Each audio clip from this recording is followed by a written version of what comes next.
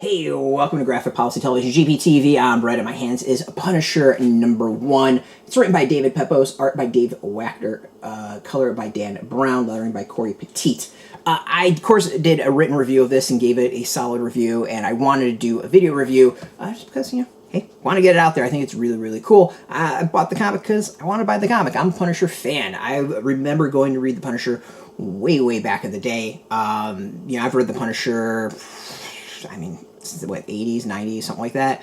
I remember the point where, there was a new series that came out, and then eventually, War Journal came out, and then eventually Warzone came out. Punisher was kind of the Wolverine of this time, even though Wolverine was the Wolverine of his time. I have a large run of Punisher in my collection, and I fully understand and recognize that the character is a landmine in many ways, and the series is really interesting, is because it goes in a very familiar direction, but at the same time, a new direction. Frank Castle's out. This guy's named Joe Garrison is in. Joe Garrison is a former S.H.I.E.L.D. agent that wanted to retire, but got sucked back in. Yes, it does use the very similar start to Frank Castle of Joe's family is murdered. The question is who murdered him and why? Where Frank's was, depending on the origin that you're talking about, was an accident and they were just caught in a gang war.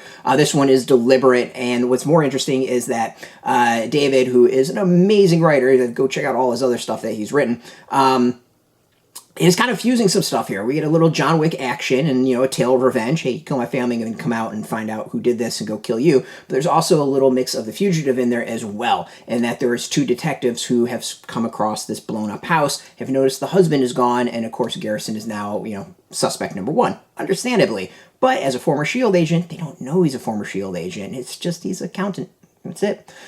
So from there, it is a action-packed story of Garrison starting to make his way through the people who potentially killed his family, wanting to obviously eventually find out who did it. It's good. It's really, really good. It's solid. Great action. The art is amazing. The story, I said in my written review, and I'm going to repeat it here, it is a back to basics story. I read Punisher for many, many years over the decades, and I have to say that character just went off the rails from the beginning. In the beginning, Punisher was somewhat a street-level character. Every so often he might have gone after some superheroes, but generally street-level character, taking out corrupt, gangs, low-level supervillains. He's that character that's more grounded in a lot of ways. And then there was Frankencastle and becoming an avenging angel, and then eventually we get this whole thing with how he's kind of been manipulated and marked since the beginning by the Hand's demon and stuff like that.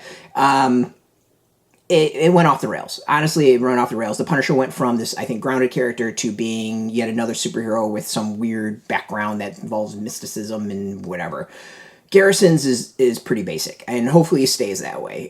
We get some hints that he's going to be going up against supervillains. We start seeing a little bit of his rogues gallery here, but it's him taking on a gang. It's nice and simple like that.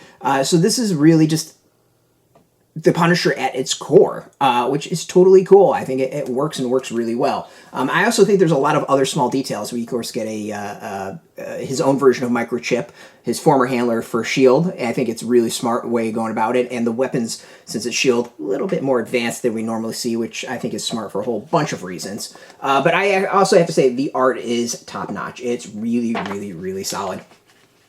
Show off a little bit.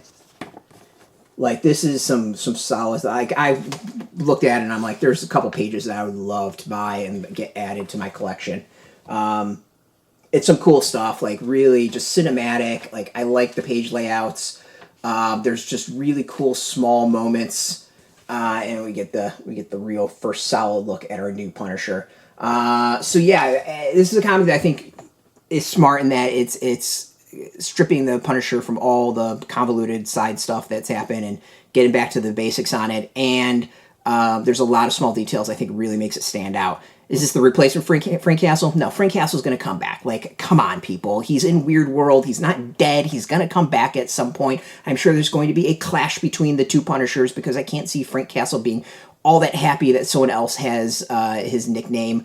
it's going to happen. Like, whatever. Who knows when? Basically, whenever Marvel gets their act together and Punisher comes back to the MCU, that's when Frank will come back. Like, come on, we all know this. So this is a new character, new direction, new story, familiar name, but really cool action and solid so far. I'm really enjoying it. If you have been nervous about it, take it from someone who has read The Punisher for decades at this point.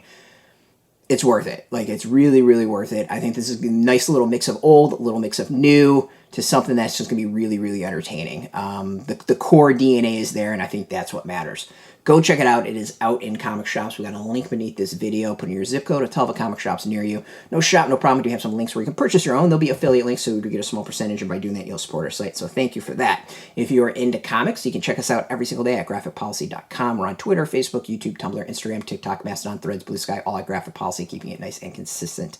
Until next time, keep reading those comics, and keep it geeky.